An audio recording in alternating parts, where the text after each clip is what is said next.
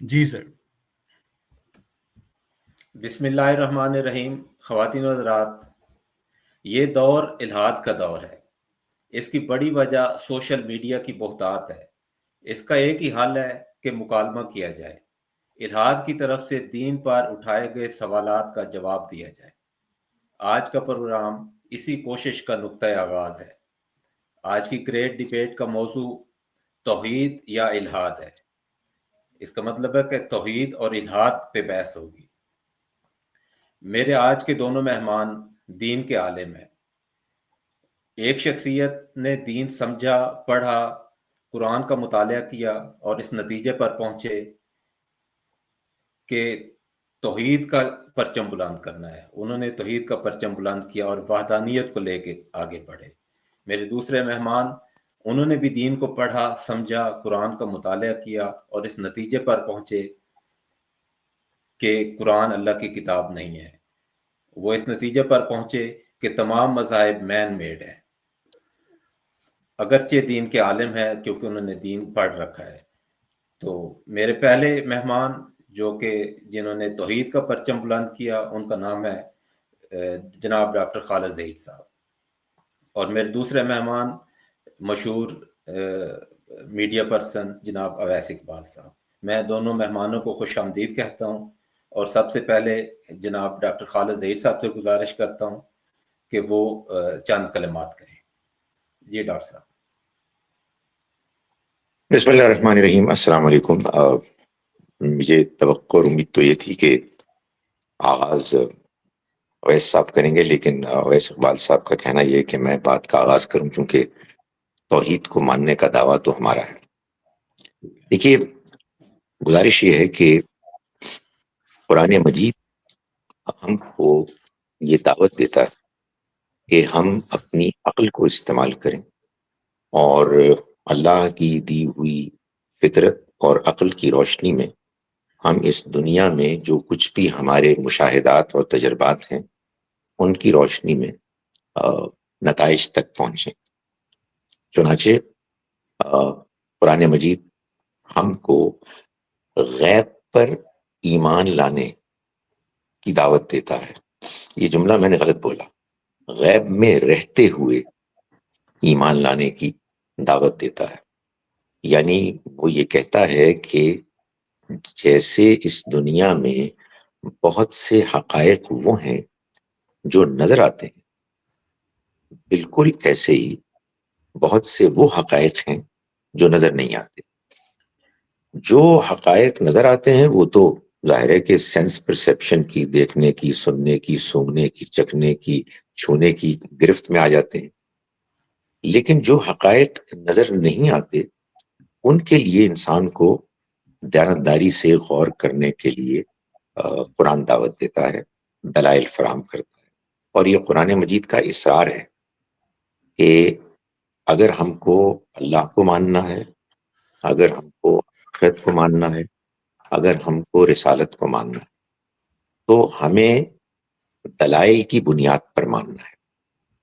یہ حقیقت ہے کہ دنیا میں بہت بڑی تعداد میں جو مسلمان موجود ہیں وہ پیدائشی مسلمان ہیں، لیکن قرآن مجید نے ہم کو یہ کہا ہے کہ ہم غور کریں اس بات پر کہ یہ دنیا جس طرح سے کہ چل رہی ہے، اس میں اس کے مختلف عوامل، فینومنا اس طرح سے ایک دوسرے کے ساتھ کوآپریٹ کر رہے ہیں، کوآرڈینیٹ کر کے زندگی کو ممکن بنا رہے ہیں کہ ایک دیانتداری سے غور کرنے والا انسان اس نتیجے پر جلد یا بدیر لازماً پہنچے گا کہ اس کا ایک خالق ہے اور ایک ہی چلانے والا ہے۔ تو اللہ تعالیٰ یہ چاہتے ہیں کہ ہم اس کو سمجھیں، اس کو مانیں اور اسی کی روشنی میں ہم اپنی زندگی گزاریں۔ میرا وقت ختم ہو گیا۔ بہت شکریہ ڈاکٹر صاحب۔ جی اویس صاحب۔ ڈاکٹر صاحب بہت بہت شکریہ۔ آپ نے اپنی گفتگو کے آغاز میں دو متضاد باتیں کہیں۔ آپ نے یہ کہا کہ قرآن مجید جو ہے ہمیں عقل استعمال کرنے کی دعوت دیتا ہے، اور پھر آپ نے اس کے بالکل اپوزٹ یہ کہا کہ قرآن مجید ہمیں غیب پر یا غیب میں رہتے ہوئے ایمان لانے کی دعوت دیتا ہے، کیونکہ میرے نزدیک غیب پر یا غیب میں رہتے ہوئے ایمان لانے کی دعوت میں پریکٹیکلی کوئی اثر نہیں ہے، کوئی فرق نہیں ہے، اور یہ صرف اور صرف الفاظ کا الٹ پھیر ہے۔ اب مسئلہ یہ ہے کہ ایمان تو ہوتا ہی اقرا باللسانی و تصدیق بالقلبی ہے، اور ہر مسلمان سے یہ تقاضا کیا جاتا ہے کہ کہو کہ اللہ ایک ہے اور محمد اس کے رسول ہیں۔ تو سر جب تک میں نے کوئی قتل ہوتے دیکھا نہیں ہے تو میں اس قتل کی عدالت میں گواہی کیسے دے سکتا ہوں؟ جب مجھ سے یہ مطالبہ کیا جاتا ہے کہ میں کہوں کہ اللہ ایک ہے اور محمد صلی اللہ علیہ وآلہ وسلم اس کے رسول ہیں، تو میرے پاس اس گواہی کو دینے کا ریشنل آرگیومنٹ کیا ہے؟ نہ تو میں نے اللہ کو ایک دیکھا ہے، دو دیکھا ہے، تین دیکھا ہے، چار دیکھا ہے، نہ میں نے غار ہرا کے اندر وحی اترتی دیکھی ہے، اور مسلمانوں میں اس بات پر بھی اتفاق نہیں ہے کہ پہلی جو وحی ہے وہ غار ہرا میں اتری تھی یا حضور کے گھر میں اتری تھی۔ اس کے بعد آپ نے قرآن مجید کو اپنی گفتگو میں 2 سے 3 دفعہ ایز اے ریفرنس استعمال کیا، تو ہم یہ سمجھتے ہیں کہ ہمارے پاس قرآن مجید کے الہامی ہونے کا کوئی ایویڈنس نہیں ہے۔ پھر آپ نے یہ کہا کہ ہمارے پاس اتنا جو انٹریکیٹ میکینزم ہے یونیورس کا، جس میں جو ترتیب ہے، توازن ہے، ہمیں نظر آتا ہے، وہ ہمیں اس بات کی جانب اشارہ کرتا ہے کہ اس کائنات کا کوئی خالق ہے۔ تو سر مجھے یہ سمجھ نہیں آتی ہے کہ آپ کو اس کائنات کے اندر کیا زلزلے نظر نہیں آتے، قحط نظر نہیں آتے، کینسر نظر نہیں آتے؟ جو irregularities ہیں ان کو آپ اپنے جو خالق السماواتی والارض ہے یا جو احسن التقویم ہے اس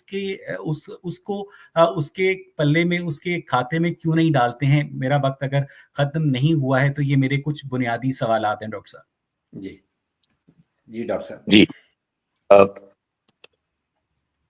میں شروع کر رہا ہوں اپنی بات۔ دیکھیں، ایک بات تو آپ نے صحیح کہی، یہ ایک پرابلم ہے، پرابلم کہیے، حقیقت کہیے، چیلنج کہیے، کہ دنیا میں اب عظیم اکثریت مسلمانوں کی وہ ہے جو مسلمان پیدا ہوئے ہیں، اور مسلمان پیدا ہونے کا مطلب یہ ہے کہ ان کے سامنے ان کے والدین اور ماحول نے ایک نظریہ عقیدے کی حیثیت سے پیش کیا، اور وہ بچوں کو اس کو ماننے پر مجبور کرتے ہیں، شاید ان کے پاس کوئی اور چوائس ہی نہیں ہے۔ اور جو آپ نے عبارت بیان کی اقرار باللسان و تصدیق بالقلب، تو اس میں ویسا جو تصدیق بالقلب ہے نا، وہ در حقیقت اسی بات کو بیان کرنے کے لیے ہے کہ محض زبان سے ماننا کافی نہیں ہے، بلکہ دل سے بھی اس کی تصدیق کرنا ضروری ہے۔ اور دل سے تصدیق کرنے کا مطلب یہ ہے کہ آپ قرآن مجید کو پڑھیں، اس کائنات کو دیکھیں، اپنی زندگی کے تجربات سے گزریں، اور پھر خود اس نتیجے تک پہنچیں کہ جو کچھ بیان کیا گیا ہے، دعویٰ کیا گیا ہے، وہ صحیح ہے۔ سو دل کی تصدیق عقل کے سمجھنے، غور و فکر کرنے کے نتیجے میں ہوگی، مگر پریکٹیکلی ایسا نہیں ہوتا، بہت کم ہوتا ہے۔ اور اگر آپ مجھے اجازت دیجئے تو آپ جیسے اچھے لوگوں کے ساتھ بھی یہی معاملہ ہوا کہ آپ نے اپنے ماحول میں دین کی ایسی کمزور انکنونسنگ پریزنٹیشن دیکھی کہ آپ اس سے اتنے زیادہ بیزار ہوئے کہ آپ نے یہ محسوس کیا کہ یہ معلوم ہوتا ہے کہ یہ تو ساری بنائی گئی سٹوری ہے۔ اور اگر آپ مجھے اجازت دیجئے تو میں اس میں یہ بھی کہوں کہ آپ نے اس سٹوری کو ناقابل فہم سمجھ کر جو ہے نا بکٹ سے پانی کو باہر پھینکا اور بیبی کو بھی پھینک دیا۔ یعنی ہونا تو یہ چاہیے تھا کہ آپ یہ کہتے کہ یار یہ صحیح انٹرپریٹیشن نہیں ہے، یہ بات سمجھ میں نہیں آتی ہے، قرآن مجید یہ نہیں کہہ رہا ہے، آپ نے بات کو غلط سمجھا ہے۔ لیکن میں سچی بات ہے آپ کو اس لیے اپنے پوائنٹ آف ویو سے دوش نہیں دیتا کہ میرا یہ خیال ہے کہ آپ تک بات صحیح طرح سے نہیں پہنچی، اور میرا آپ کے ساتھ مکالمہ کرنے کا جذبہ یہی ہے کہ یہ بالکل ممکن ہے کہ آپ کی کچھ غلط فہمیاں جو میرے خیال میں ہیں ان کو میں دور کر سکوں. بس میری آپ سے استدعا اور گزارش یہ ہے کہ اپنے ذہن کو کھلا رکھیں. جو آئی ایم شیور آپ کا ذہن کھلا ہے, اور آپ یقین جانیے کہ میرا ذہن بھی کھلا ہے. یعنی میں بھی جو کچھ بھی غلطی ہے اس کو ماننے کے لیے تیار ہوں. میں نے کچھ سیکنڈ زیادہ کر لیے, سوری. نہیں سر, مجھے میں اپنے بھی سارے سیکنڈز, اپنے سارے منٹ آپ کو دینے کو تیار ہوں. مجھے اس میں چاہوں گا کہ میں کم بولوں, آپ استاد ہیں, آپ کو ہم زیادہ سنیں. ڈاکٹر صاحب, ہمارا بنیادی مسئلہ یہ ہے کہ جب آپ بار بار قرآن مجید کو ایز اے الہامی کتاب استعمال کرتے ہیں اور آپ کہتے ہیں کہ جی ہم سے اس کی فہم میں, اس کی انٹرپریٹیشن میں کوئی غلطی ہوئی ہے, تو ڈاکٹر صاحب قرآن مجید کی فہم کا یہ عالم ہے کہ 800 سے زائد تفاسیر لکھی جا چکی ہیں قرآن مجید کی, لیکن اب تک مفسرین جو ہیں قرآن مجید کی ایک یونیورسل انٹرپریٹیشن کے اوپر متفق نہیں ہو سکے ہیں.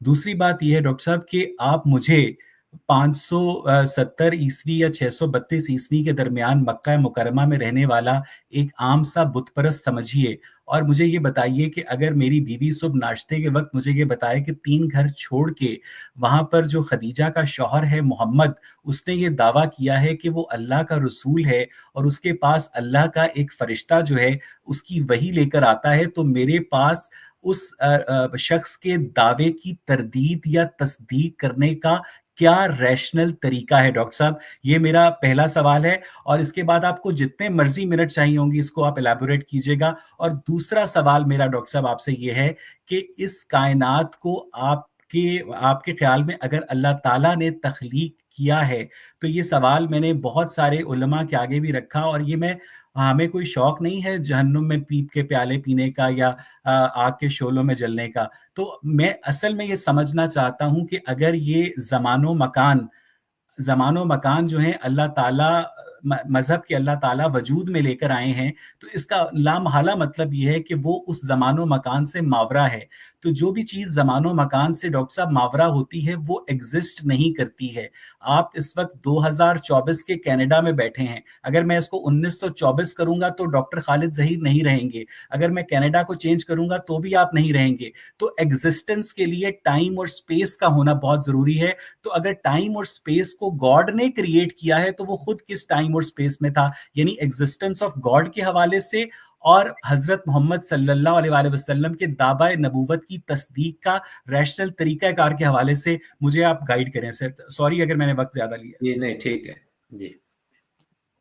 دیکھیے, میں ایک بہت ہی بیوقوف آدمی ہوں, مجھے یہ آخری بات سمجھ ہی نہیں آئی ہے, اس لیے اس پہ تو آپ مجھے معاف کر دیں. لیکن میں آپ کے پہلے سوال کا جواب دے دیتا ہوں. جو شخص نبی صلی اللہ علیہ وسلم کے گھر سے 3 گھر دور رہ رہا تھا, اس نے اس بات کی اس لیے تصدیق کی ہوگی کہ اس نے اللہ کے پیغمبر صلی اللہ علیہ وسلم کو دیکھا, ان کی زندگی اس کے سامنے تھی. مکہ ایک بہت ہی چھوٹی سی بستی تھی, اس میں چند لوگ رہتے تھے. ہر شخص دوسرے شخص کو جانتا تھا. جو شخص فراڈ کرتا ہے, جھوٹ بولتا ہے, ایگزیجریٹ کرتا ہے, اپنے آپ کو بڑا بنانے کی کوشش کرتا ہے, اپنے آپ کو منوانے کی کوشش کرتا ہے, اس کی شخصیت سامنے آ جاتی ہے. ایک انسان دوسروں کا ہمدرد ہے, سچ بولتا ہے, ڈاؤن ٹو ارتھ ہے, کبھی کوئی دعویٰ کرنے کی اس کے اندر خواہش نہیں ہوئی, اور وہ پھر اچانک یہ کہتا ہے کہ مجھے اللہ کی وحی آئی ہے. آپ نے کہا کہ اس کو تصدیق کرنے کا کیا طریقہ ہے؟ میرا خیال ہے کہ وہی طریقہ ہوگا جو طریقہ آج بھی ہم اختیار کرتے ہیں. میں نے جب قرآن مجید کو پڑھنا شروع کیا تو آپ یقین جانے ویس صاحب, میں نے بھی اس کو ایسے پڑھنا شروع کیا کہ شاید یہ اللہ کی کتاب نہیں ہے. حالات کا فرق ہو سکتا ہے, میں مان سکتا ہوں کہ میری سچویشن اور تھی, لیکن میں نے اس کو کریٹیکلی پڑھا, اور میں نے اس انداز میں پڑھا کہ جو زندگی میرے سامنے ہے, جس کا میں حصہ ہوں, اس میں جو کوسچنز ہیں, اس میں جو پزل ہے, کیا یہ کتاب جس طرح سے اپنی بات کو بیان کر رہی ہے وہ اس پزل کو حل کرتی ہے, کنونسنگ طریقے سے کرتی ہے یا نہیں کرتی. بہت سے کوسچنز تھے جن کے جواب ملے, بہت سے کوسچنز ہیں جن کا جواب میں تلاش کر رہا ہوں. It is an on going process. میں یہ سمجھتا ہوں کہ جو شخص بھی دیانتداری سے سمجھے گا اور اپنا ذہن کھلا رکھے گا, وہ امید ہے کہ اگر اس کے سامنے صحیح پریزنٹیشن آئی تو اس کو مانے گا. آپ لوگوں کے بارے میں میں اگین ریپیٹ کروں گا, میری یہ آنےسٹ اوپینین ہے کہ کسی نے سمجھانے کی صحیح طرح سے کوشش نہیں کی. لڑائی جھگڑے کیے ہیں, طنز کیے ہیں, مذاق کیے ہیں, لان تان کی ہے, ملحد کہا ہے, لیکن ٹھنڈے دل و دماغ کے ساتھ آپ لوگوں کی باتیں سن کے آپ کے جواب نہیں دیے گئے. میں یہ دعویٰ نہیں کر رہا کہ میں دے دوں گا, لیکن میرا یہ خیال ہے کہ یہ سلسلہ ایک بہت خوش آئند ہے کہ ہم ایک دوسرے سے بات کر رہے ہیں اور فرینکلی سوال کر رہے ہیں. اوور. ڈاکٹر صاحب اور مصطفیٰ ملک صاحب, آپ نے ٹائم اور اسپیس کی کریشن کے حوالے سے اور گاڈ کی ایگزسٹنس کے حوالے سے آپ نے تبصرہ کرنے سے گریز کیا, اور آپ نے یہ کہا کہ آن حضور صلی اللہ علیہ وآلہ وسلم کے, جو کہ میرا سوال تھا کہ گھر سے 2-3 گھر چھوڑ کے ایک جو عام مکہ کا رہائشی ہے, اس کو جب پتہ چلا کہ آن حضور نے دعویٰ نبوت کیا ہے تو اس کے پاس تصدیق کرنے کا طریقہ کیا ہوگا. تو آپ نے ایک یہ جواب دیا کہ چونکہ میں کہہ رہا ہوں کہ بنیاد پر اس دعوی نبوت کی تصدیق کر دی جائے, کہ چونکہ محمد بن عبداللہ نے یا اس وقت حضور صلی اللہ علیہ وآلہ وسلم نے اس سے پہلے کبھی کوئی جھوٹ نہیں بولا تھا, اس سے پہلے کبھی کوئی غلط بیانی نہیں کی تھی, لہٰذا وہ یہ بھی جھوٹ نہیں بول رہے ہیں. ہم اگر زندگی کا جائزہ لیں تو ہمیں بہت سارے زندگی کے مواقع پر اگر ہم نے ماضی میں کبھی کسی حوالے سے غلط بیانی نہ کی ہو تو مستقبل میں غلط بیانی کے امکان کو ہم خارج الامکان قرار نہیں دے سکتے. اور سر میں اس امکان کو بھی خارج الامکان نہیں قرار دیتا کہ ہو سکتا ہے واقعی پیغمبر اسلام کو یہ لگا ہو, کیونکہ آپ کو ہیلوسینیشنز ہوتے ہیں, ڈیلیوژنز ہوتے ہیں کہ آپ سے غار ہرا کے اندر کوئی فرشتہ جو ہے وہ گفتگو کر رہا ہے, اور اس کی بہت ساری سائیکولوجیکل انٹرپریٹیشنز بھی موجود ہیں. لیکن ڈاکٹر صاحب, میں بڑے ادب کے ساتھ آپ کی توجہ ایک خفیف سے نقطے کی جانب دلانا چاہوں گا کہ آپ نے اس شخص کے بارے میں, اس گمنام شخص کے بارے میں, اس مکہ کے رہائشی کے بارے میں تو ازیوم کر لیا کہ اس نے آن حضور کی سچائی کی بنیاد پر یہ دعوی نبوت کی تصدیق وہ کر سکتا تھا, لیکن جس شخص نے پیغمبر اسلام کو دادا کی وفات کے بعد پال پوس کر بڑا کیا, جو حضرت علی کے والد تھے جن کا نام ابو طالب تھا, اس شخص نے آن حضور کی بات پر بھروسہ نہیں کیا, وہ شخص کبھی ایمان لے کر نہیں آیا. وہ ورقہ بن نوفل جس نے پہلی دفعہ حضرت خدیجہ کے کہنے پر آن حضور کو بتایا کہ آپ آخری نبی ہیں, آپ کے اوپر یہ وحی اتری ہے, وہ ورقہ بن نوفل کبھی مسلمان نہیں ہوا. تو ڈاکٹر صاحب, جس شخص نے ابو طالب نے آن حضور کو پال پوس کے بڑا کیا, انہوں نے اپنی بیٹی ام ہانی کا رشتہ نہیں دیا, انہوں نے کبھی آن حضور کے دعوی نبوت کو درست تسلیم نہیں کیا. حالانکہ ڈیتھ بیڈ پر یہ بھی کہا جاتا ہے جو سیرت نگار ہیں ان کی جانب سے کہ اگر تم میرے ایک ہاتھ پہ چاند اور ایک پر سورج بھی رکھ دو تو بھی میں کبھی تمہارا مذہب قبول نہیں کروں گا. تو مجھے یہ بتائیے گا کہ اگر آپ کے سگے چچا جو ہیں, جن کی زندگی میں ہمیں اور کوئی لالچ نظر نہیں آتا, وہ سراپا شفقت تھے, وہ اپنے بھتیجے کے دعوی نبوت کی تصدیق نہیں کرتے, یا حضرت خدیجہ کے کزن ورقہ بن نوفل آن حضور کے دعوی نبوت کی تصدیق نہیں کرتے, تو ہم تو پھر بہت چھوٹے لوگ ہیں ڈاکٹر صاحب. جی بھائی صاحب, ایک تو آپ نے کہا جی کہ میں نے کسی سے گریز کیا, میں نے تو اپنی لیک آف انڈرسٹینڈنگ کا اظہار کیا ہے. آپ حیران کن طور پر میرے دل میں آپ کی قدر و منزلت میں اضافہ ہوا ہے. آپ نے بہت ہی فرینکلی اس پہ کہا کہ اس پر میں کمنٹ نہیں کروں گا. میں I really respect it and I'm not going to repeat this point ever again. میں نے جو باقی سوال کیے پلیز ان کو ذرا پلیز گائیڈ کیجیے گا سر. بہت امپورٹنٹ سوال ہے آپ کا. اس کا میرا جواب یہ ہے کہ دیکھیے, آپ کی بات سے یہ لگتا ہے کہ ایزمپشن یہ ہے کہ لوگ اس لیے مسلمان ہوتے ہیں کہ ان کا کہنا یہ ہے کہ محمد صلی اللہ علیہ وسلم سچے ہیں, تو اگر وہ یہ دعویٰ کر رہے ہیں تو پھر دعویٰ ٹھیک ہی ہوگا. ویسا یہ بات کا ایک پہلو ہے. اگر محمد صلی اللہ علیہ وسلم سچے تھے اور آپ نے کوئی ایسا دعویٰ کیا ہوتا جو انریزنیبل دعویٰ ہوتا, تو پھر اس کو واقعی نہیں مانا جا سکتا تھا. اصل میں آپ کے سچے ہونے کے نتیجے میں جو معاملہ پیش آیا ہے نا, اور میں بڑے مندانہ انداز میں آپ سے کہہ رہا ہوں، وہ معاملہ یہ ہوا کہ اب لوگوں کو ان کی بات کو سنجیدگی سے سننے کے لیے ایک میلان انکلینیشن پیدا ہوا. وہ بات اصل میں وہ تھی کہ جو اس دنیا کے معمے کو حل کر رہی تھی. ہماری زندگی ایک امیزنگ قسم کا میریکل ہے، اس میں بڑی خوبیاں ہیں. وی آل لو دس لائف، لیکن اس زندگی میں بڑے مسائل، بڑے پرابلمز ہیں. یہ کائنات ہے، یہ حیرت انگیز طریقے سے ایسے ڈیزائن کی گئی ہے، مجھے نہیں پتا اور کیا کچھ کر رہی ہے، میری ضرورتوں کو پورا کر رہی ہے. میں یہ جاننا چاہتا ہوں کہ یہ کون کر رہا ہے. میں یہ جاننا چاہتا ہوں کہ اس دنیا کے بنانے کا کیا مقصد ہے. محمد صلی اللہ علیہ وسلم کے سچے ہونے کے اور اس کے نتیجے میں یہ دعویٰ کرنے کے نتیجے میں کہ مجھ پر وحی نازل ہوئی ہے، یہ موقع پیدا ہو گیا کہ اس وحی کو جس کا انہوں نے دعویٰ کیا ہے وہ غور کیا جائے اور سمجھا جائے. اور آج تک آپ یقین کیجئے میں غور کر رہا ہوں اور بات دل کو لگتی ہے. آپ کے دل کو نہیں لگتی، یہ بالکل صحیح ہے، یہ بالکل ممکن ہے کہ آگے چل کے میں مزید بھی بات کر سکتا ہوں. لیکن محض بات یہ نہیں ہے کہ حضور نے سچے ہونے کے بعد دعویٰ کیا اور اس کو مان لیا گیا. وہ جو بات آپ نے کی وہ بات بڑی کنونسنگ تھی. باقی رہی تاریخ کو اتنے کانفیڈنٹلی نہ بیان کیے کریں. ابو طالب ایمان نہیں لائے، اس کی کیا وجہ ہے، اس کی کئی وجوہات ہو سکتی ہیں، لیکن اصل چیز وہ میسج ہے.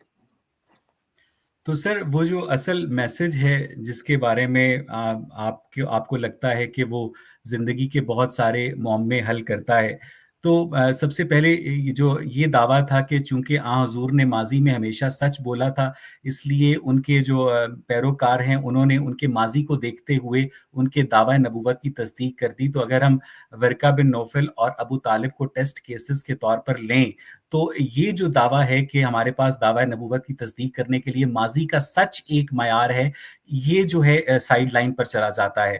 اب آپ کے نزدیک اگر قرآن مجید جو ہے وہ اس کائنات کے خالق کی ایک فائنل ورڈ آف گاڈ ہے جو کہ جبریل امین کے ذریعے حضور تک اترا، حالانکہ ہمارے پاس ایویڈنس موجود ہے کہ کاتبین وحی جو ہیں انہوں نے، جو ایک کاتب وحی تھے عبداللہ بن ابی سرا، انہوں نے جب حضور کو ٹیسٹ کرنے کے لیے وحی کے الفاظ میں الٹ پھیر کیا تو اس کے بعد ان کے قتل کا فتویٰ بھی، ان کے قتل کا حکم بھی دیا گیا اور بعد میں حضرت عثمان کے دور میں ان کو بخش بھی دیا گیا. ٹھیک ہے، تو میں ڈاکٹر صاحب یہ سمجھنا چاہتا ہوں کہ قرآن مجید فرقان حمید جو ہے جس کو آپ اس کائنات کے خالق کا فائنل ورڈ اور فائنل ہدایت قرار دیتے ہیں، اس میں ایسی کیا بات ہے جو ایک عام انسان نہ لکھ سکتا ہو، پہلی بات.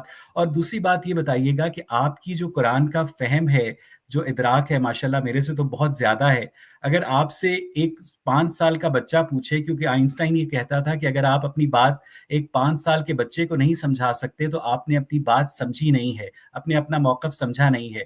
تو سر ایک مجھے 5 سال کا وہ بچہ سمجھنے اور مجھے یہ بتائیں کہ قرآن مجید کے نزدیک انسان کا اور کائنات کی تخلیق کا مقصد کیا ہے؟ دیکھیں، ایک بات تو ویسا بھی سمجھ لیں کہ ظاہر ہے کہ آپ اس بات کو جانتے ہی ہیں کہ جب آپ کسی سے گفتگو کرتے ہیں تو آپ اس کی جو انڈرسٹینڈنگ ہے اس کو سامنے رکھ کے کرتے ہیں. یہ جو تاریخ کے حوالے ہیں میں ان میں اتنا انٹرسٹڈ نہیں ہوں، اس لیے کہ میرے نزدیک تاریخ کوئی بہت زیادہ ریلائبل سورس آف انفارمیشن نہیں ہے. اس میں صحیح باتیں بھی ہوتی ہیں، اس میں گپ شپ بھی ہوتی ہے، اس میں ملاوٹ بھی ہوتی ہے، اس میں ایگزیجریشن بھی ہوتی ہے. ہم جس دین کو مانتے ہیں چونکہ یہ اللہ کا آخری دین ہے، اس لیے اس کو اللہ تعالیٰ نے اپنے پیغمبر صلی اللہ علیہ وسلم کے ذریعے سے ایسے ہم تک منتقل کیا ہے کہ اس کے ہم تک پہنچنے میں کوئی شک و شبہ ہی نہیں ہے. یہ کیسے ہوا؟ یہ ایسے ہوا کہ حضور نے قرآن مجید کو پیش کیا، آپ کو یاد تھا، آپ کے ساتھ بہت سے ساتھیوں کو یاد تھا، اور پھر وہ اگلی نسل میں منتقل ہوا. سارے مسلمانوں کے پاس قرآن تھا، بعض کو پورا یاد تھا، بعض کو کچھ یاد تھا. سو یہ نسلن بعد نسلن اجماع، کمپلیٹ یونانیمٹی. اور تواتر ان انٹرپٹڈ کنٹینیوٹی سے ہم تک پہنچا. یہی معاملہ نماز، روزہ، حج، زکوٰۃ کی سنت کا ہے. یہ اصل دین ہے. باقی سب کچھ اس کی روشنی میں سمجھا جائے گا. یہ جو دین ہے اس کو ہم دنیا والوں کے سامنے، آپ لوگوں کے سامنے پیش کریں گے کہ آپ اس کو پڑھیں، اس پر غور کریں اور اپنی اوپینین فارم کریں، سوال کریں، اعتراض کریں. ہم جواب دینے کی کوشش کریں گے. 5 سال کے بچے کو میں یہی سمجھاؤں گا کہ دیکھو بیٹے، یہ دنیا ہے جس میں تم جی رہے ہو، تم کھا پی رہے ہو، تمہارے والدین ہیں، تمہارے ذہن میں کبھی سوال نہیں پیدا ہوا کہ یہ سب کچھ کیسے ہوا ہے، یہ کس نے کیا ہے. تو ہم تم کو یہ بتا رہے ہیں کہ یہ تمہارے اس خالق مالک نے کیا ہے جو تمہیں بہت چاہتا ہے. اس کا مقصد کیا ہے؟ اس کا مقصد یہ ہے کہ اس نے اس زندگی کو تو بنایا ہے ایک مختصر زندگی، تاکہ تمہیں زندگی کی اہمیت معلوم ہو اور تم پھر اس زندگی کو پاؤ کہ جو زندگی اصل زندگی ہے، جس میں اس زندگی کی جو کمیاں ہیں وہ پوری ہو جائیں گی، اور جو آئیڈیل زندگی جس کا انسان خواب دیکھتا ہے، کوئی انسان مرنا نہیں چاہتا، وہ وہاں اس کو ملے گا. کیسے ملے گا؟ ایک اچھا انسان بن کے. اچھا انسان کون ہوتا ہے؟ اچھا انسان وہ ہوتا ہے جو ایمان لاتا ہے، نیک عمل کرتا ہے. مجھے اجازت دیجیے ویس صاحب، بالکل آخر میں اس کے کہ میں آپ کو بتاؤں کہ میں، اور لوگوں کو اس پہ اعتراض ہو سکتا ہے، ایمان اور نیک عمل کو پیرافریز کرتا ہوں انٹلیکچوئل آنیسٹی اور مورل اپرائٹنس سے. یہ دونوں کام آپ کریں گے، انشاءاللہ آپ جنت کے مستحق ہوں. سر اس کا مطلب یہ ہے کہ یووال نو ہراری جو ہے، یا ویل ڈیورا ہے، یا ٹوائن بھی ہے، یا جو بڑے بڑے فلاسفرز ہیں، وہ اس انٹلیکچوئل آنیسٹی سے خالی تھے. سر میں یہ سمجھنے کی کوشش کر رہا ہوں. دیکھیں، آپ کی عقیدت جو ہے مجھے سمجھ بھی آتی ہے، آپ کی عقیدت کا اور آپ کی علمیت کا میں معترف بھی ہوں. لیکن ڈاکٹر صاحب، مجھے یہ بات سمجھ نہیں آتی ہے کہ جو کتاب آپ ہمارے سامنے ورڈ آف گاڈ کے طور پر پیش کرتے ہیں، جس میں بیویوں کو مارنے کا حکم ہے، جس میں آپ کو طرح طرح کی جو یہود و نصارہ تمہارے دوست نہیں ہو سکتے، ایک ریلیجس ایکسکلوسیونیس نظر آتی ہے، ایک ریلیجس سپیریورٹی کمپلیکس نظر آتا ہے. تو ہمیں تو یہ بھی سمجھ نہیں آتی ہے کہ آپ فروری 609 عیسوی کے اندر پہلی وحی جو ہے اس کے آنے کا دعویٰ کرتے ہیں، اور اس کے بعد 8 جون 632 عیسوی کو آپ کا انتقال ہوتا ہے. آپ کو قرآن یاد تھا یا آپ کے صحابہ کرام کو یاد تھا؟ تو اگر قرآن مجید کا لوگوں تک پہنچانا حضور کی زندگی کا واحد مقصد تھا، تو آپ نے اتنی زیادہ شادیاں کیں، آپ کی اتنی زیادہ لونڈیاں تھیں، آپ نے اتنی زیادہ جنگیں کیں، آپ نے اتنی زیادہ پالیٹکس کی، لیکن آپ نے اس کتاب کو حتمی شکل میں، کتابی شکل میں مرتب نہیں کروایا، اور اس کے لیے آپ کو حضرت عثمان کے دور تک کا انتظار کرنا پڑا. ٹھیک ہے، اس کے بعد ہمیں آج بھی ایسی احادیث ملتی ہیں جو کہ حضرت عمر سے روایت ہیں کہ ہم نے رجم کی جو آیت ہے وہ قرآن میں پڑھی اور اس کو پریکٹس کیا. آج وہ آیت ہمیں کہیں نظر نہیں آتی. پھر سورہ بقرہ کی آیت ہے کہ ہم جس آیت کو چاہتے ہیں منسوخ کر دیتے ہیں اور اس جیسی یا اس سے بہتر آیت نازل کر دیتے ہیں. اس کا مطلب یہ ہے کہ قرآن مجید کی جو آیات ہیں وہ منسوخ بھی ہوئیں، اور وہ آیات کون سی تھیں؟ پھر زینب بنت جہش جو ہے، وہ جو کہ حضرت زید بن حارث کی اہلیہ تھیں، ان کے حوالے سے جب وہی اترتی ہے، آیت اترتی ہے، تو حضرت عائشہ کا جو بیان ہے وہ آج بھی اسلامک ٹیکسٹ میں موجود ہے کہ آپ کو جس آیت کی ضرورت ہوتی ہے وہ فٹافٹ نازل ہو جاتی ہے. تو یہ ہمارے وہ بنیادی سوالات ہیں جس کو آپ یہ کہہ کر آپ ہش آف نہیں کر سکتے کہ جی ہمیں تاریخ کے اوپر کمنٹ ہم نہیں کر سکتے. تاریخ صحیح بھی ہو سکتی ہے، غلط بھی ہو سکتی ہے. تو جو تاریخ آپ ہمیں بیان کر رہے ہیں وہ بھی غلط ہو سکتی ہے، اس کے اندر بھی مارجن آف ایرر ہو سکتا ہے. تو میں ڈاکٹر صاحب، میں وہ جو نیٹی گریٹی ہے اس کی طرف جانے کی جگہ میں بنیادی نقطے پر یہ رہتا ہوں سر کہ میں نے قرآن مجید کو 3 دفعہ ترجمے کے ساتھ پڑھا، اور بڑی ایمانداری کے ساتھ مجھے اس کے اندر میں نے انٹلیکچوئل آنیسٹی کے ذریعے یہ کوشش کی کہ میں اس میں ایسی کوئی بات ڈھونڈ سکوں جو کہ اس زمین پر رہنے والا کوئی انسان نہ کر سکتا ہو. لیکن سر مجھے ایسی کوئی بات نظر نہیں آئی قرآن میں جو زمین پر رہنے والا ایک عام انسان نہ کر سکتا ہو. یہ میرا آنیسٹ فیڈ بیک ہے سر. آپ میری ہر بات کو اختلاف کر سکتے ہیں، لیکن کم از کم آپ ہم پر یہ لیبل نہ لگائیں کہ ہم انٹلیکچولی آنیسٹ نہیں ہیں یا ہم آپ کی سچائی تک پہنچنا نہیں چاہتے. مجھے بڑا حسد ہوگا مرنے کے بعد اگر آپ جنت میں جائیں گے اور میں دوزخ میں جاؤں گا. دیکھیے، بات یہ ہے کہ وہ جب ہم یہ پروگرام سے پہلے ملے تھے نا، تو آپ نے کہا تھا کہ کوئی اور مزید پروگرام بھی کرنے ہیں. مجھے لگتا ہے کرنے پڑیں گے. آپ نے جو تابڑ توڑ سوال کیے ہیں, آپ کا مطلب ہے میں آپ کو 3 منٹ میں جواب دوں گا. نہیں سر, ایک سوال کا جواب. ڈاکٹر صاحب میری بات سنیں, سوری ٹو انٹرپٹ, میں ایسی گستاخی بھی نہیں کر رہا. آپ اگلے 30 منٹ آپ بولے سر, میں نے جو باتیں کرنی تھی میں کر چکا ہوں. میرا بنیادی مقدمہ یہ ہے سر کہ مجھے قرآن کے اندر ایسی کوئی بات نظر نہیں آتی جو ایک انسان نہ لکھ سکتا ہو. مجھے قرآن کے اندر پرپز آف لائف نظر نہیں آتا. مجھے خالق کائنات کا ایک شخص کو اپنے محبوب کے طور پر منتخب کرنے کا کرائیٹیریا جو ہے وہ ایک شخصی حسد کے اندر مبتلا کرتا ہے. سر میں ان رویوں کا کیا کروں؟ مصطفیٰ صاحب, ہم اپنے ڈسکشن کے طریقے سے ذرا منحرف ہو رہے ہیں. میں جی آپ سے گزارش کرتا ہوں جی, اویس میں صاحب, آپ بھی بولوں گا سر. پہلا میں نقطہ میں لے رہا ہوں آپ کا. جی جی آپ کو حیرت ہوگی, بہت سے دوسرے لوگوں کو بھی حیرت ہوگی جو اب میں بات کہنے والا ہوں. آپ نے بھی بات نہیں سمجھی. میں نے یہ کہا کہ آپ انٹلیکچولی ڈس آنیسٹ ہیں یا ٹوائنبی یا ول ڈیوراں ڈس آنیسٹ ہیں, یہ میں نے ہرگز نہیں کہا. یہ فیصلہ وہ کرے گا جس کا فیصلہ غلط نہیں ہو سکتا. دیکھیے, محمد صلی اللہ علیہ وسلم اللہ کے رسول تھے. جب آپ کے اوپر وحی نازل ہوئی اور آپ نے اللہ کا پیغام پیش کیا تو ایک مسلمان امت اس وقت وجود میں آنے لگی. حالات ایسے ہو گئے کہ ہر وہ شخص جو آپ کی زندگی میں موجود تھا وہ یہ جان گیا کہ آپ سچے پیغمبر ہیں. اس وجہ سے ہر سچا انسان آپ کا ساتھی بن گیا, اور ہر وہ شخص کے جس کے اندر کوئی ٹیڑھ تھی اخلاقی برائیوں کی وجہ سے وہ دور ہو گیا. یہ ہمارا کلیم یا پریمس ہے. اب اس دور سے باہر نکل آئیے. اب دنیا میں انسان بستے ہیں, کچھ لوگ مسلمان پیدا ہوتے ہیں, کچھ لوگ غیر مسلم پیدا ہوتے ہیں, لیکن ہر انسان کے اندر اخلاقی حس موجود ہے. جو شخص بھی سچا ہے, اگر وہ سچائی کے ساتھ دین اسلام کو سمجھنے کی کوشش کرتا ہے اور اس کو سمجھ میں نہیں آتا, وہ ضد نہیں کر رہا, وہ تکبر میں مبتلا نہیں ہے, اس کی کوئی ویسٹڈ انٹرسٹ نہیں ہے, وہ کہیں سے لالچ کی وجہ سے ایسا نہیں کر رہا. میں جس قرآن کو مانتا ہوں, ایسا آپ کہتے ہیں کہ کیا کمال ہے اس قرآن میں, میں ایک آیت کی بنیاد پر جب مجھے وہ آیت سمجھ میں آئی تو میں وہ اپنے اسکول کے بچوں کو بتا رہا تھا. اس وقت میرے اوپر ایسی کیفیت طاری ہوئی کہ میں نے ماؤنٹ ایورسٹ کو سر کر لیا ہے. اللہ تعالیٰ یہ فرماتے ہیں کہ جو ایمان لائے گا اور جو نیک عمل کرے گا وہ جنت میں جائے گا, اس میں ہمیشہ رہے گا. اور درمیان میں فرمایا کہ ہم کسی کو اس کی وسعت اور کیپیسٹی سے زیادہ نہیں پرکھیں گے. یعنی ایمان سے مراد یہ ہے کہ آپ سچائی کو مانیں.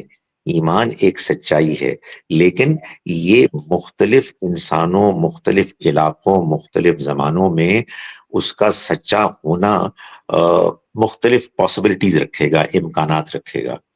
تو جس نے اپنے حالات میں بہترین رویہ اختیار کیا, عقلی طور پر سوچ میں اور عملی طور پر اپنے اخلاقیات کی روشنی میں زندگی گزارنے میں, میری انڈرسٹینڈنگ اس قرآن کی روشنی میں یہ ہے کہ وہ اللہ کے یہاں سرخرو ہوگا, چاہے وہ ٹوائنبی ہو, چاہے وہ ول ڈیوراں ہو, چاہے وہ اویس اقبال ہو.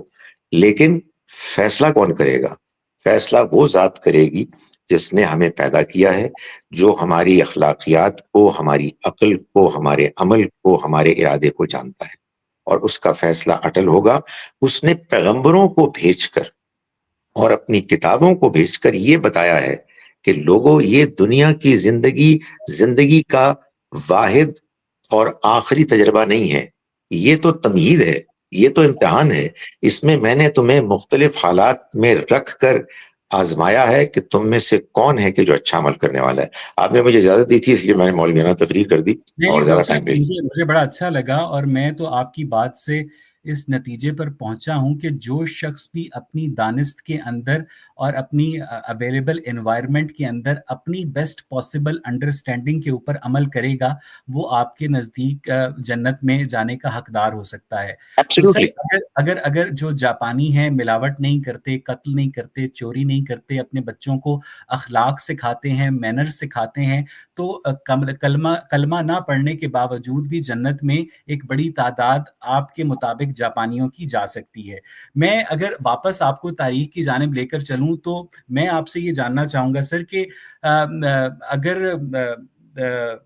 हज़रत अमीर मुआविया के जो साहबजादे थे, यजीद बिन मुआविया, जिन्होंने हज़रत इमाम हुसैन को शहीद करवाया था, तो डॉक्टर साहब अगर वो ईमानदारी से ये समझते थे कि हज़रत इमाम हुसैन खिलाफत के हकदार नहीं हैं और वो सल्तनत के अंदर, खिलाफत के अंदर बगावत के मुर्तकिब हो रहे हैं और इसीलिए उनका कला कमा करना ज़रूरी है, तो इसका मतलब ये है कि आपकी एक्सप्लेनेशन के मुताबिक वो यजीद बिन मुआविया भी जन्नत में होगा और वो हज़रत इमाम हुसैन भी जन्नत में होंगे, यानी दो ऑपोजिट कॉजेज़ के लिए लड़ने वाले लोग जो हैं वो डॉक्टर साहब आपकी जन्नत में पाए जाएंगे। ये बात कुछ काबिल फहम नहीं लगती मुझे डॉक्टर साहब। ओके, देखिए वैसा मैं, ये ऐसा अच्छा मौका है कि हम एक दूसरे को अपने दिल की बात कहते हैं। मुझे आपसे जो एक गिला है ना, वो ये है कि आप रेलेवेंट बातों के अलावा इररेलेवेंट चीजों में भी फंस जाते हैं। मैं इसके जवाब में सिर्फ एक आयत पेश करता हूँ, उस किताब की आयत पेश करता हूँ जिसके बारे में आपका तबसरा है कि उसमें कोई खास बात नहीं है। अच्छा, ये जो आयत है, ये दो, सर उसमें खास बात होगी, उसमें कोई ऐसी बात नहीं है जो कोई इंसान ना लिख सकता हो। ओके, ठीक है। मैं आई एम सॉरी यार, मुझे ऑनेस्टली ये मैं बदतमीजी कर रहा हूँ, मुझे मुस्कुराना भी नहीं चाहिए, मैं ये प्लेन बात करनी चाहिए। उस किताब में एक आयत 2 मर्तबा आई है, चंद आयत के स्पेस के बाद मैं आपके सवाल के जवाब में वो आयत जो है बयान कर रहा हूं।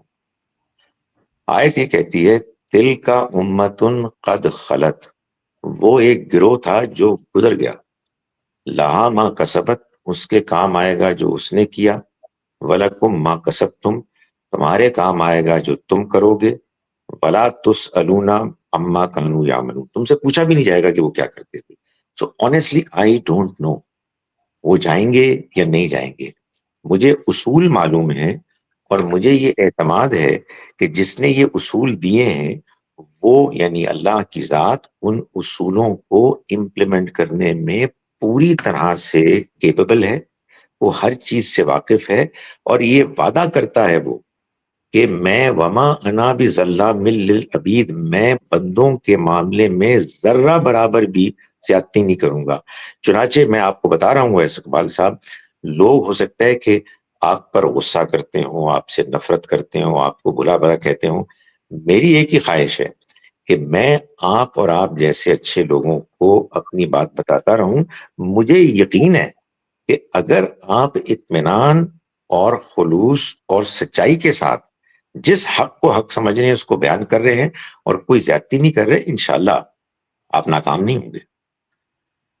हाँ, ये आपकी आला ज़रफ़ी है डॉक्टर खालिद ज़हीर, लेकिन मसला ये है कि आपने दीन इस्लाम को जिस तरह से पढ़कर समझा है और आप हमें कुरान मजीद की और इस्लामिक तारीख़ की रोशनी में आपको ये लगता है कि हम भी नाकाम नहीं होंगे, तो सर हमें तो जो उलमाए कराम की अक्सरियत है वो जो मुर्तदीन हैं उन्हें वाजिबुल कत्ल करार देती है। मुझे नहीं पता कि इस्लामिक घराने में पैदा होने वाला शख्स जो है, अगर वो सोचने समझने के बाद दीन इस्लाम को प्रैक्टिस करने से गुरेज करे, तो आप अगर उसको वाजिबुल कत्ल ना भी करार दें तो डॉक्टर साहब मसला ये है, मैं डॉक्टर साहब एक यूनिवर्सिटी के अंदर कुछ तलबा थे, सारी रात पार्टी करते रहे, तो वो सुबह एग्जाम के लिए लेट हो गए, ठीक है, तो उन्होंने अपने प्रोफेसर से जाके झूठ बोला कि हमारी गाड़ी का टायर पंक्चर हो गया था।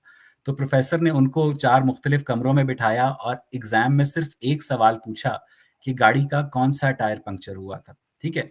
اس کا مطلب یہ ہے کہ انہوں نے اس بات پر کبھی اتفاق ہی نہیں کیا تھا، کسی نے لکھا دایاں بایاں اوپر نیچے، ٹھیک ہے. کیونکہ تو ڈاکٹر صاحب مسئلہ یہ ہے کہ جب آپ قرآن مجید کے اندر سے ہماری زندگی کا پروانہ اور جو ختم نبوت والے ہیں، جو تحریک لبیک والے ہیں، ہماری موت کا پروانہ برآمد کرتے ہیں، جب ایک ہی قرآن کی مختلف آپس میں باہم متضاد انٹرپریٹیشنز کی جاتی ہیں، تو پھر ہمیں یہ لگتا ہے کہ آپ لوگ اپنی خواہش اور منشا کے مطابق قرآن مجید سے اپنی مرضی کی باتیں ایکسٹریکٹ کرتے ہیں، ہمیں یہ لگتا ہے. ڈاکٹر صاحب اب مجھے یہ لگنے لگا ہے کہ مجھے آپ سے اس موضوع پر آگے بات کرنے سے پہلے ایک بنیادی فرمائش کرنی ہے کہ اگر میں اور آپ لائف آفٹر ڈیتھ کے اوپر متفق ہو جائیں کہ ہمیں تو لائف آفٹر ڈیتھ کے اوپر یقین ہی نہیں ہے، تو ہمارے بہت سے مسئلے حل ہو جائیں گے اور پھر مجھے جنت یا دوزخ میں جانے پر بھی کوئی اختلاف نہیں ہوگا. ڈاکٹر صاحب، جس قرآن مجید کو آپ اللہ تعالیٰ کی الہامی کتاب سمجھتے ہیں، مانتے ہیں، دل سے اس کا مطالعہ کرتے ہیں، اس میں حضرت ابراہیم نے اپنے رب سے پوچھا تھا کہ تو مرنے کے بعد کیسے زندہ کرے گا، تو اس پر رب نے کہا کہ تجھے یقین نہیں ہے مجھ پر. نہیں، یقین تو ہے لیکن دل کی تسلی چاہتا ہوں. تو سر، اگر ایک پیغمبر جو ہے اللہ تعالیٰ کا، وہ پریکٹیکل ڈیمانسٹریشن کا محتاج ہے کہ 4 پرندوں کو ذبح کرے اور اپنی جانب آواز دے، اس کے سامنے وہ پرندے زندہ کیے گئے، تو ہم تو پھر حضرت ابراہیم سے بہت چھوٹے لوگ ہیں نا ڈاکٹر خالد ظہیر صاحب. ہمارا بھی حق بنتا ہے کہ ہمارے سامنے بھی ایک مرا ہوا چوہا زندہ کر دیں یا ایک مرا ہوا بکرا زندہ کر دیں. ہمارے سامنے تو کوئی اللہ تعالیٰ جو ہے کسی حادثے میں کسی کی کٹنے والی ٹانگ نہیں اگا سکتا، تو وہ مرنے کے بعد زندہ کیسے کرے گا؟ سر، ہمیں یہ چیز جو لائف آفٹر ڈیتھ کی پریمیسز ہے، جو کہ اسلام دنیا کے دیگر ریلیجن کے اندر کامن ہے، ہمارا اسی کے اوپر اتفاق نہیں ہے، کیونکہ ہم یہ دیکھتے ہیں کہ مرنے کے بعد آج تک کوئی جاندار زندہ نہیں ہوا ہے. ڈاکٹر صاحب دیکھیں برادر مکرم، بیویوں کو مارنا، یہود و نصارہ سے دوستی نہیں کرنا، مرتد کی موت، یہ موضوعات تو ایک طرف رکھتے ہیں. آپ نے چھیڑ دی ہیں، انشاءاللہ کبھی ہم کریں گے ان کو. بات کریں اب گے. آپ نے ایک بہت ہی اہم ٹاپک چھیڑ دیا، جی ہاں، جی ہاں. بڑا امپورٹنٹ ٹاپک. گزارش یہ ہے کہ ابراہیم علیہ السلام اللہ کے پیغمبر تھے. ان کو پیغمبری کب ملی؟ پیدائشی طور پر نہیں. پیدائشی طور پر تو ایک ہی اللہ کے بندے کو پیغمبری ملی اور وہ ہیں عیسیٰ علیہ السلام. ابراہیم علیہ السلام ہوں یا محمد صلی اللہ علیہ وسلم، قرآن مجید نے حضور کے بارے میں فرمایا وَوَجَدَكَ ضَالًّا فَهَدَىٰ، ہم نے آپ کو ہدایت کا متلاشی پایا تو ہم نے آپ کو ہدایت دی. یہی معاملہ ابراہیم علیہ السلام کا تھا. یہ حضرات بہترین انسان تھے، اپنے اندر جستجو رکھتے تھے، اس کے لیے وہ تگ و دو کرتے تھے، اللہ کے ساتھ تعلق قائم کرتے تھے. اللہ نے ان کی اس بہترین سپرٹ کو دیکھا، ان کو رسپونڈ بھی کیا اور ان کو پیغمبری بھی دی. اب میں ناچیز آپ کے سامنے یہ بات پیش کرتا ہوں، آپ کو بالکل حق ہے کہ میری بات کو رد کر دیں، اور مذاق تو نہیں اڑائیں گے، آپ کی بڑی مہربانی ہے. لیکن بندہ ناچیز نے بھی یہ سوال اللہ تعالیٰ سے پوچھا تھا اور میرے رب نے مجھے دکھایا تھا. آپ کریں گے، مجھے یقین ہے کہ آپ کو بھی دکھائے گا. میں آپ سے ایک میری بات سن لیں. اب میں آپ سے ایک سوال کرتا ہوں، یہ میں لوگوں سے بھی سوال کرتا ہوں. وہ سوال یہ ہے کہ آپ امیجن کریں کہ ایک ٹین ایجر ہے جس کا کھاتا پیتا گھرانہ ہے، اس کے والد کو اچانک کڈنیپ کر دیا جاتا ہے اور وہ والد صاحب غائب ہو جاتے ہیں. بچہ چونکہ کھاتے پیتے گھرانے کا ہے، اس لیے وہ اپنی ایجوکیشن جاری رکھتا ہے، باہر جاتا ہے، بزنس ایڈمنسٹریشن کرتا ہے، وٹ ایور، آ کے اپنے والد کی بزنس سنبھالتا ہے. 14-15 سال کا تھا تو والد صاحب کڈنیپ ہوئے. اس کے بعد 30-32 سال کا ہوا، شادی ہو گئی، کاروبار تھا. اچانک اس کو خبر آتی ہے کہ والد صاحب زندہ ہیں، افغانستان میں کہیں ہیں. میرا یہ سوال ہے کہ اس نوجوان کا کیا رسپانس ہونا چاہیے؟ یہ ہونا چاہیے کہ یار so what, I mean I don't care. یہ ہونا چاہیے واقعی میں جا کے اس کو تلاش کروں گا. میرا آپ لوگوں سے یہ سوال ہے کہ اس کا تو امکان ہے نا کہ ہم خود نہیں بنے بلکہ کسی نے بنایا. یہ بھی ہے کہ کوئی اور پروسیس ہوگا. کیا آپ نے اتنے ڈیسپریٹلی تلاش کیا ہے اپنے رب کو جیسے اس نوجوان کو کرنا چاہیے تھا؟ چاہیے اس مفروضے میں، اس ہائپوتھیٹیکل سٹوری میں، کہ جس کا باپ خبر ہے کہ کڈنیپ ہوا تھا اور ابھی بھی زندہ ہے، لیکن کوئی یقینی بات نہیں ہے. میں جو کہہ رہا ہوں وہ یہ ہے، آپ ایک مرتبہ مانگیں اپنے رب سے کہ یہ کیا ہو رہا ہے، میرے خیال میں یہ سب گپ ہے، تو مجھے دکھا. میں نے جب ویسا، میں آپ کو بتاتا ہوں کیا ہوا. میرے والد صاحب جب فوت ہوئے، I did not believe in God, I did not believe in life hereafter. اور میرے والد جب چلے گئے تو میں نے کہا یار میری زندگی ختم ہو گئی. I want to know the truth. کیا یہ پیرش ہو گئے ہیں یا یہ کسی اور جگہ منتقل ہوئے ہیں؟ And I was desperate. یہ بات ہے فیبرری 77 کی، لیٹ فیبرری 77 کی. وہ ریڈرز ڈائجسٹ پڑھتے تھے. مارچ ریڈرز ڈائجسٹ میں بک سیکشن میں جس کتاب کی تلخیص تھی اس کا عنوان تھا لائف آفٹر لائف. اور یہ بالکل تکا ہو سکتا ہے، لیکن میں آپ کو بتاؤں انسانوں کی زندگی میں اس طرح کے تکے اتنے آئے ہیں کہ ان کے اندر ایمان، یقین، اللہ کا قرب، آخرت کا احساس یہ بڑھتا گیا ہے. آنیسٹلی آپ لوگوں نے تلاش کیا، آپ کو نہیں ملا، یہ بالکل ہو سکتا ہے. مجھے کوئی حق ہی حاصل نہیں ہے کہ میں آپ کو ایکیوز کروں، لیکن میں پھر بھی یہ کہتا ہوں کہ یار let's give it a try. نہیں ہوگا نہ صحیح، لیکن اس کو کوشش آپ کریں. مجھے یقین ہے کہ اویس اقبال اللہ کے آگے جھکے گا اور کہے گا کہ خدایا مجھے دکھا. وہ دکھائے گا. ابراہیم علیہ السلام کی طرح نہیں دکھائے گا، اویس اقبال کی طرح دکھائے گا اس کے حالات میں. خالد ظہیر صاحب، پرابلم یہ ہے کہ ہمیں اس بات کے اوپر ہی یقین نہیں ہے کہ اس کائنات کو بنانے والا وہ اللہ تعالیٰ ہے جس نے ایک شخص کو 570 عیسوی سے لے کے 632 عیسوی کے درمیان جو ہے ہر طرح کی عنایات سے نوازا. ہمارا پرابلم یہ ہے سر کہ میرے نزدیک تو ڈاکٹر، مجھے نہیں پتا، میں آپ کو پتا ہے کہ میں مر کر بھی کسی بلاسفیمک کانٹینٹ کو نہ پسند کرتا ہوں، نہ میں اس کا مرتکب ہوتا ہوں. لیکن مجھے یہ لگتا ہے کہ جو شخص ایک مردہ پرندے کو زندہ ہوتے دیکھ کر لائف آفٹر ڈیتھ پر یقین لاتا ہے، اور جو شخص جو ہے ریڈرز ڈائجسٹ کے اندر لائف آفٹر لائف کی کتاب کی، اس کو ہم ڈیٹا ٹارچرنگ کہتے ہیں سر، آپ بغیر کسی فزیکل ڈیمانسٹریشن کے لائف آفٹر ڈیتھ پر ایمان لاتے ہیں، تو میرے نزدیک آپ اس پروفٹ سے بڑے ہیں. وہ دیکھ کر ایمان لایا ہے اور آپ اندیکھے ایمان لاتے ہیں.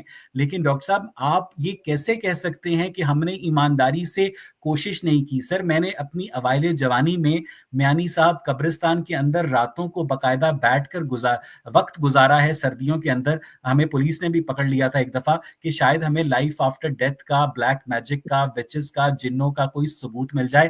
ہمیں ایسا نہیں ملا سر. تو میں پھر آپ سے یہ سمجھنے سے، سر دیکھیں میں آپ کی اس بات سے بھی اتفاق کرتا ہوں کہ ہم تاریخ میں مختلف معاملات کے اوپر ایک دوسرے سے اختلاف کر سکتے ہیں، لیکن یہ جو لائف آفٹر ڈیتھ کا کانسیپٹ ہے نا، اب آپ میں اور ایک محتمم جامعہ اشرفیہ میں مجھے کوئی فرق نظر نہیں آتا جب کہتا ہے جی آپ پورے دل سے کوشش کریں، آپ ایمان تو لائیں، آپ اللہ کے سامنے جھکے بھی تو صحیح، وہ آپ کو راستہ بھی تو دکھائے گا. سر وہ کینسر ایڈز ٹھیک کرتا ہے، وہ کسی کی کٹی ہوئی ٹانگ نہیں اگاتا ہے سر. اور میں نے ایسے معصوم بچوں کا جب ریپ ہوتے دیکھا ہے، جن کے ساتھ گینگ ریپ ہوتا ہے، آپ کو قصور کی زینب یاد ہوگی، تو مجھے غزہ کے بچے جو یاد آپ کو نظر نہیں آتے سر، جن کے اوپر اسرائیلی طیارے جو ہیں بمباری کرتے ہیں. لیکن جب مجھے آپ کا قرآن مجید یہ بتاتا ہے کہ جب اللہ تعالیٰ کے گھر کے اوپر جو ابرہہ ہے وہ ہاتھیوں کے لشکر کے سمیت پل پڑتا ہے تو وہ ابابیلیں بھیج دیتا ہے. وہ ابابیلیں اب ریٹائر ہو گئی ہیں ڈاکٹر صاحب. تو میں اصل میں یہ سمجھنے سے قاصر ہوں کہ اگر وہ ایک شخص کے لیے جنسی ہانڈی بنا کر بھیجتا ہے یا ایک قوم کے لیے منو سلوا اتارتا ہے تو وہ لاکھوں کروڑوں لوگوں کو بھوک سے مرتے ہوئے دیکھتا رہا. سر یہ تو بڑا کوئی اذیت پسندی ہے سر. میں آپ ہماری آنےسٹی پہ کم از کم یہ سوال نہ اٹھائے کہ ہم نے دل سے آپ کے رب کو ڈھونڈنے کی کوشش نہیں کی ہے. ہمیں لائف آفٹر ڈیتھ کے کانسیپٹ کے اوپر کوئی آج تک پلازیبل ایکسپلینیشن نہیں ملی. ہمیں ایگزسٹنس آف گاڈ کے کانسیپٹ کے اوپر کوئی پلازیبل ایکسپلینیشن نہیں ملی. ہمیں نبوت کی قطعیت کے اوپر، ثبوت کے اوپر کوئی پلازیبل ایکسپلینیشن نہیں ملی. ہمیں قرآن مجید کے الہامی یا الہامی نہ ہونے کے اوپر کوئی پلازیبل ایکسپلینیشن نہیں ملی. لیکن سر مجھے ایسا لگ رہا تھا، ہو سکتا ہے میں غلط ہوں، کہ آپ ہماری جو ایموشنل بینگ ہے نا اس کو ٹچ کرنا چاہ رہے ہیں. آپ ہماری ریشنل بینگ کو سپریس کر کے آپ ہمیں ایموشنلی ٹرن آن کر رہے ہیں کہ یار تم دل سے ٹرائی تو کرو. ایسا نہیں ہوتا ہے ڈاکٹر صاحب. آپ نے اچھا تبصرہ کیا مجھ پہ. देखिए यार, मैं भाई बेसिकली मौलवी तो मैं हूं ना यार, तो कुछ ना कुछ तो झलक निकलेगी मेरे अंदर से। लेकिन मैं आपको बताऊं, देखें, मैं नहीं मानता लेट मी सर, मैं टेल नहीं यू। मानता, मैं नहीं मानता सर, वो अच्छा अच्छा, मौलवियों मेरी में बात आदमी की सुने। बर्दाश्त नहीं होती। अच्छा, मेरी बात सुने। बात ये है, मैं आपको बताऊं, अ, ये प्रोसेस ईमान का क्या है, मैं अब आपको मुख्तसरन एक्सप्लेन करता हूं। रैशनली आदमी आर्गुमेंट से एक लेवल तक पहुंचता है, उसके बाद फिर आगे वो जो आप हजरात कहते हैं ना, लीप ऑफ फेथ, ये होती है वाकई। और वो इसलिए होती है कि बंदा कहता है कि खुदा यहां तक तो मैं पहुंच गया हूं, ये दुनिया तूने बेकार और जो आपने वाकयात बयान किए हैं ट्रेजेडी का मजमुआ तो पैदा नहीं की, ये तो समझ में ही नहीं आता, मुझे समझा। देखिए, ये आप ज्यादती कर रहे हैं मेरे साथ कि आप मेरे बारे में कह रहे हैं कि मैं आप लोगों पे इल्जाम लगा रहा हूं, मैं नहीं लगा रहा। मैं दिल से कह रहा हूं कि आप दयानतदारी से अगर कर रहे हैं, और ये अल्लाह ही जानता है कि आप दयानतदारी से कर रहे हैं नहीं कर रहे, मेरे ख्याल में आप दयानतदारी से ये कर सकते हैं, और अल्लाह करे कि आप ऐसा कर रहे हैं, तो मेरा रब आपकी दयानतदारी के पेश नजर आपको आपके इन ख्यालात पर नहीं पकड़ेगा, बल्कि आपकी नीयत और आपके खुलूस की बुनियाद पर जो आप रिजर्व करेंगे आपको देगा। मगर ये एजम्पशन है, और इसको वही कंफर्म कर सकता है कि जो सब कुछ जानता है।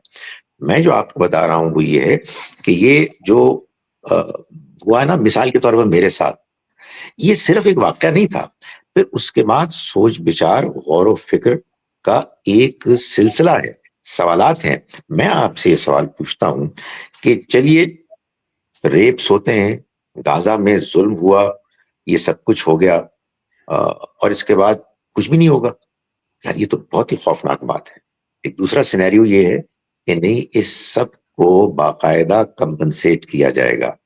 अबाबील वाली स्टोरी तो हम ऐसे ही नहीं मानते, इसलिए कि असल में अबाबील का मतलब ये नहीं है कि वो परिंदे आए और उनकी चोंचों में और उनके पैरों में, उंगलियों में कुछ पत्थर थे। नहीं, वो तो असल में मक्के के लोगों ने रेजिस्टेंस पेश किया, और फिर वो परिंदे आए और उन्होंने उनकी लाशों को नोचा। लेकिन वो जाहिर है कि एक बिल्कुल ही सानवी चीज है। असल चीज ये है कि अल्लाह ताला आज भी मौजूद है, जब कोई जरूरत होती है तो वो मदद भी करता है, लेकिन उसके उसूल हैं, उनको समझना है। हम भी हैरान हैं, आज तक जाहिर है जो गाजा में हुआ है, हम कोशिश करते हैं कि उसको डिग आउट करें। मेरे पास उसका एक जवाब है, लेकिन आप यकीन जानिए कि जिस किस्म की इमोशनल कैफियत है इस वक्त उम्मत मुस्लिमा की, कुरान मजीद का वो जवाब बयान करना भी आसान नहीं है। मगर we keep trying to understand. असल में ये एक ऑन गोइंग स्ट्रगल है इस दुनिया में, डॉक्टर इंटेलेक्चुअल भी साहब, और मॉरल भी।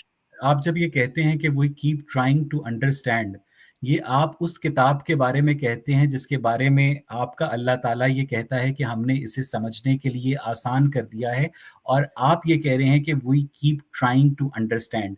आपने एक बड़ी अच्छी बात की कि क्या कहते हैं, जो लाखों लोगों का कातिल जो हिटलर होगा, और उसको क्या कहते हैं बगैर किसी हिसाब किताब के छोड़ दिया जाए, तो एक शख्स का जो कातिल है उसको भी उतनी ही सजा मिलती है किसी भी सूरत में, और जो लाख लोगों को कातिल है उसको भी उतनी ही सजा मिलती है।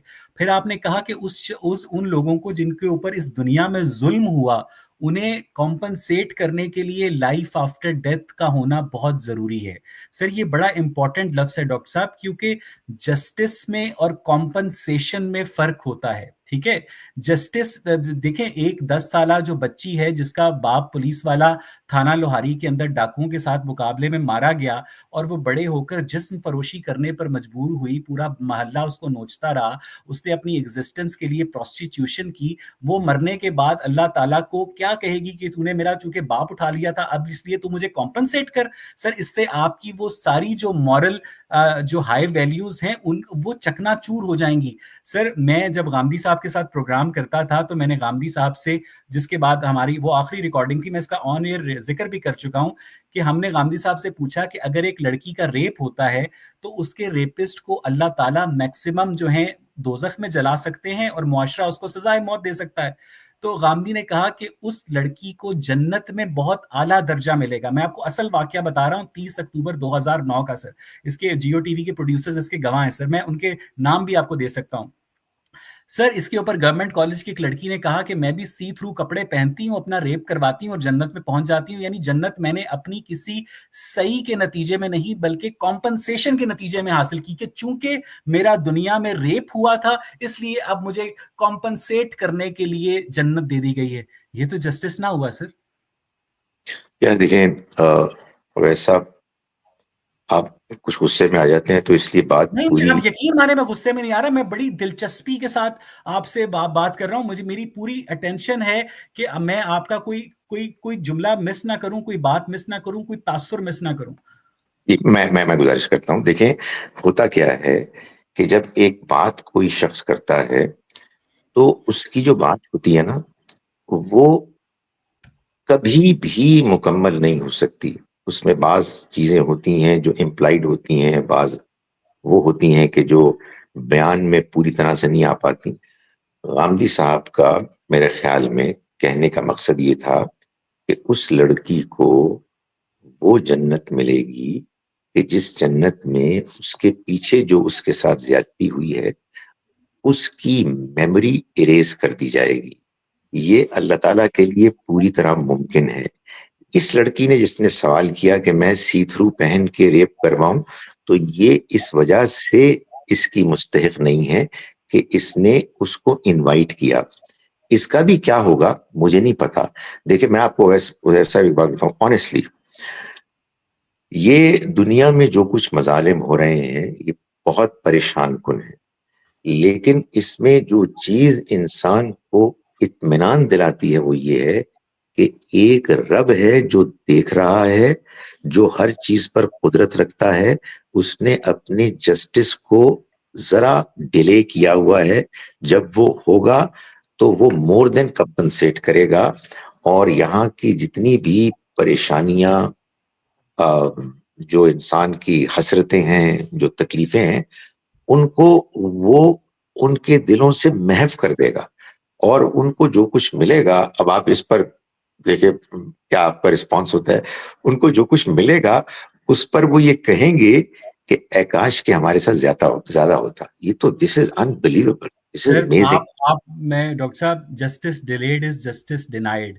اور اگر آپ کی ایکسپلینیشن جو ہے اس کو ہم ریئل لائف سچویشن میں امپلائی کریں تو جو قصور کی زینب تھی جس کا 7 سال کی عمر میں ریپ ہوا تھا, جس کے بعد زینب ایپ بھی لانچ کی گئی تھی, بڑا دل خراش واقعہ تھا.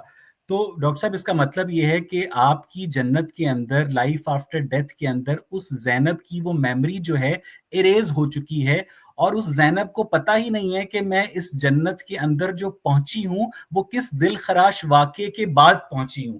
تو سر جب آپ کو اپنی سفرنگ کے بعد ملنے والی آسائش کی قدر تبھی ہوتی ہے جب آپ کو سفرنگ یاد ہو. جب اگر آپ کے بقول آپ کی وہ جو جس میں کیس سٹڈی کے طور پہ زینب کا نام لے رہا ہوں بار بار کیونکہ وہ ایک پبلکلی ڈکلیئرڈ واقعہ تھا, اگر اس کی میموری اریز ہو جاتی ہے جنت کے اندر, یہ آپ کی ایک ایزمپشن ہے, تو اس کی تو ایگزسٹنس جو ہے جنت کے اندر سوائے کھانے پینے اور سیکشل بینگ کے رہتی کچھ نہیں ہے سر, کہ اسے پتہ ہی نہیں ہے کہ وہ جنت کے اندر کیوں ہے. آپ نے بہت اچھی بات کی. دیکھیں یہی تو کمال ہے گفتگو کا. میں نے جو جواب دیا وہ ناقص, نامکمل جواب تھا. آپ نے اس کو مکمل کر دیا. اس کی میموری سے یہ اریز نہیں ہوگی بلکہ اس کو یہ معلوم ہوا یہ اس کے ساتھ ہوا ہے, مگر اب اس کا قلب اس کے دل میں نہیں ہوگا, اور اس کمبخت کی سزا بھی اس کے سامنے ہوگی, جس کے بعد وہ کہے گی کہ اے اللہ تو نے انصاف کیا, میں تیری بہت شکر گزار ہوں. نہیں سر, وہ جب ریپ ہو رہا تھا اور اللہ تعالیٰ دیکھ رہا تھا تو وہ ٹھیک تھا. وہ جب تڑپ رہی تھی, چیخ رہی تھی, چلا رہی تھی, جب اس کو وہ علی عمران نوچ رہا تھا, تو آپ کو وہ سر دس از اگین مجھے وہ جو آپ نے لیپ آف فیتھ کا لفظ استعمال کیا تھا نا, میں نے کئی دفعہ زندگی میں ذاتی طور پر کوشش کی ہے کہ میں اسے استعمال کروں. سر آپ یقین کریں کہ جو اطمینان آپ کے چہرے پر ہے, میں وہ اطمینان حاصل کرنا چاہتا ہوں, میں بپاشا باسو کی طرح برباد ہونا چاہتا ہوں, بٹ دا تھنگ از کہ مجھے وہ اطمینان حاصل نہیں ہو رہا. مجھے یہ بات بڑی انجسٹیفائڈ لگتی ہے کہ وہ زینب جو ہے جو دنیا کے اندر ریپ اس کا کرتا رہا، علی عمران رکشہ ڈرائیور، اور وہ قیامت والے دن اللہ تعالیٰ کا شکر ادا کرے گی سر. it's very unlikely سر. یہ اطمینان انشاءاللہ آپ کو اب اگلے پروگرام میں حاصل ہو جائے گا انشاءاللہ. ڈاکٹر صاحب تھینک یو ویری مچ. مجھے لگا کہ میں نے کوشش کی کہ میں آپ کے رولز کو زیادہ بریک نہ کروں، لیکن اگر میں نے کہیں پہ بریک کیا ہوگا تو میں معذرت چاہتا ہوں. تو کیونکہ مجھے آپ کو زیادہ سننے کا اشتیاق ہے سر. مجھے اپنے سوال چھوٹے اور آپ کا جواب طویل سننے کی اپنے خود سے خواہش ہے. میں دوبارہ اس سٹریم کو سنوں گا تاکہ اس میں ایسی کوئی بات جو میں نے شوق خطابت کے اندر جو ہے وہ مس کر دی ہو، میں اس کو اعتراف کروں گا سر. لیکن میں واقعی میں اس بات کو ایک آخری بات سر کہ اس کے اوپر آپ کمنٹ کر دیں کہ میں یہ بات، کیونکہ سر ایک تواتر تھا نا ابراہمک ریلیجنز کا، جوڈائزم نے آ کے کرسچینٹی کو ریپلیس کیا اور کرسچینٹی نے آ کر اسلام کو ریپلیس کیا، ٹھیک ہے نا سر. یعنی یہودیت جو تھی اس کے بعد عیسائیت ایک آپ کے نزدیک صحیح مذہب تھا اور اس کے بعد اسلام ایک صحیح مذہب تھا. میں نے اس ترتیب میں کچھ مس تو نہیں کیا نا سر؟ تو ٹیکنیکلی کیا ہے لیکن کوئی مسئلہ نہیں ہے. بہت بڑی عیسائیت کچھ بھی نہیں ہے یار، وہ ایک بدعت ہے. ٹھیک ہے سر. دا تھنگ از کہ ٹیکنیکلی حضور صلی اللہ علیہ وآلہ وسلم کو اسلام کی اشاعت سے یا اسلام کا پیغام ہونے سے پہلے کرسچن ہونا چاہیے تھا، لیکن وہ کرسچن نہیں تھے. وہ جس دین حنیف کا نام ہمارے سامنے لیا جاتا ہے اس کی کوئی کتاب ہمارے سامنے نہیں ہے، اس کا کوئی عبادت کا طریقہ ہمارے سامنے نہیں ہے. ٹھیک ہے، تو مجھے یہ بتائیے گا کہ دعوی نبوت سے پہلے تک حضور صلی اللہ علیہ وآلہ وسلم کا جو مورل کوڈ تھا، ان کی جو سچائی تھی، ان کے جو ایتھکس تھے، اس کا ماخذ کیا تھا ڈاکٹر صاحب؟ انسانی فطرت. تو ہم انسان نہیں ہیں ہم یا جاپانی اچھے جو دیگر لوگ دنیا میں اچھے، مدر ٹریسا، ہم انسان نہیں ہیں سر؟ اس کے لیے اویس اقبال اور خالد ظہیر کا اگلا پروگرام ملاحظہ فرمائیے. ٹھیک ہے ڈاکٹر صاحب، میں اس بات پہ میں خوش ہوں سر، کیونکہ مجھے یہ لگتا ہے کہ آپ کے اور ہمارے درمیان جو رابطے کا اور مکالمے کا پل تھا نا، وہ ٹوٹ گیا ہے سر. ہمیں اس پل کو، آپ کو اخوان الصفا یاد ہوں گے 9th سینچری میں سر، جس میں ایک کرسچن تھا، ایک گنوسٹک تھا، ایک عیسائی تھا، ایک یہودی تھا، ایک ملحد تھا، اور وہ سارے مل کر یونانی رسائل کو ترتیب دیا کرتے تھے بغداد میں بیٹھ کے سر.